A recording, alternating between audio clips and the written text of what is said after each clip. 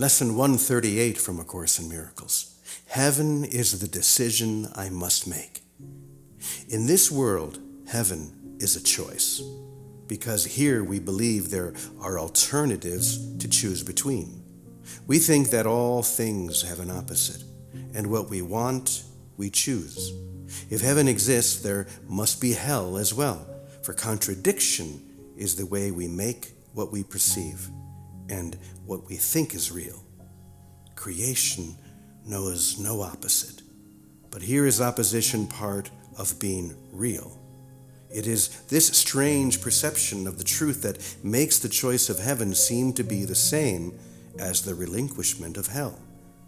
It is not really thus. Yet, what is true in God's creation cannot enter here until it is reflected in some form the world can understand. Truth cannot come where it could only be perceived with fear, for this would be the error truth can be brought to illusions. Opposition makes the truth unwelcome, and it cannot come. Choice is the obvious escape from what appears as opposites.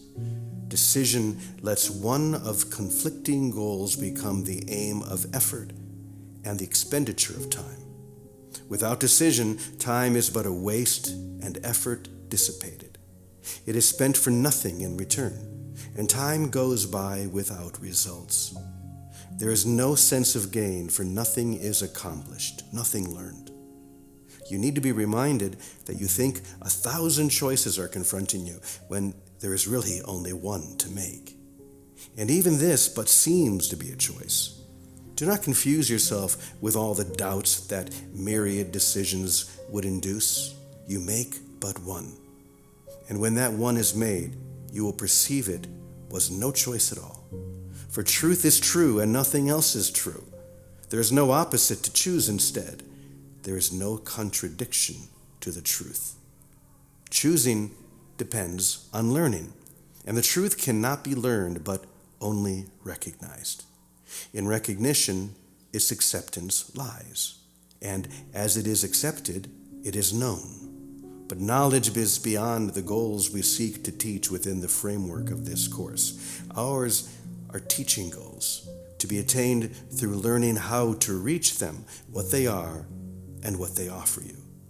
Decisions are the outcome of your learning, for they rest on what you have accepted as the truth of what you are and what your needs must be.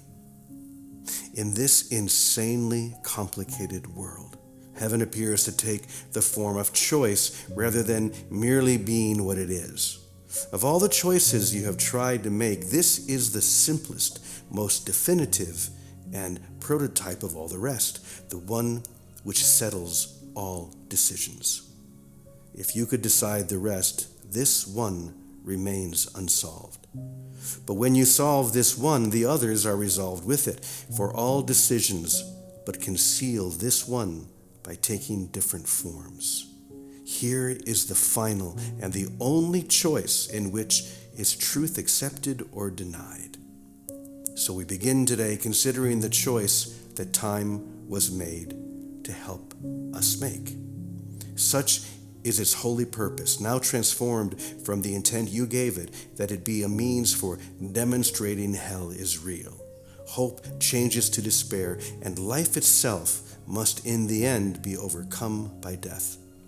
In death alone are opposites resolved, for ending opposition is to die.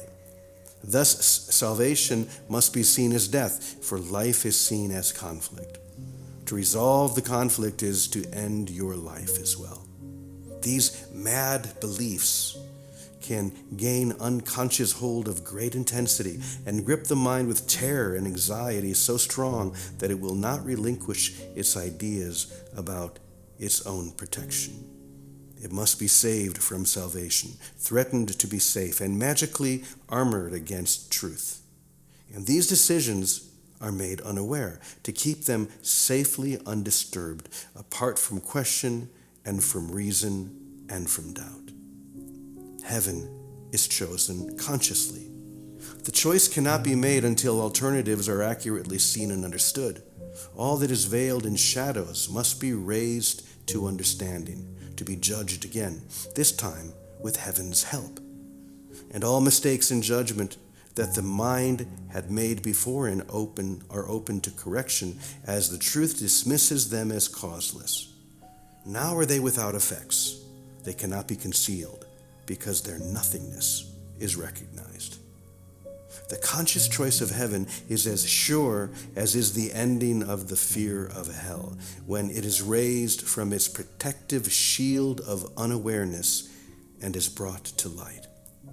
Who can decide between the clearly seen and the unrecognized? Yet who can fail to make a choice between alternatives when only one is seen as valuable? The other as a wholly worthless thing, a but imagined source of guilt and pain. Who hesitates to make a choice like this? And shall we hesitate to choose today? We make the choice for heaven as we wake and spend 5 minutes making sure that we have made the one decision that is sane. We recognize we make a conscious choice between what has existence and what has nothing but an appearance of the truth. Its pseudo-being, brought to what is real, is flimsy and transparent in the light. It holds no terror now, for what was made enormous, vengeful, pitiless with hate, demands obscurity for fear to be invested there. Now it is recognized as but a foolish, trivial mistake. Before we close our eyes in sleep tonight, we reaffirm the choice that we have made each hour in between, and now we give the last 5 minutes of our waking day to the decision with which we awoke. As every hour passed, we have declared our choice again in a brief, quiet time devoted to maintaining sanity. And finally, we close the day with this, acknowledging we chose but what we want. Heaven is the decision I must make. I make it now and will not change my mind, because it is the only thing I want.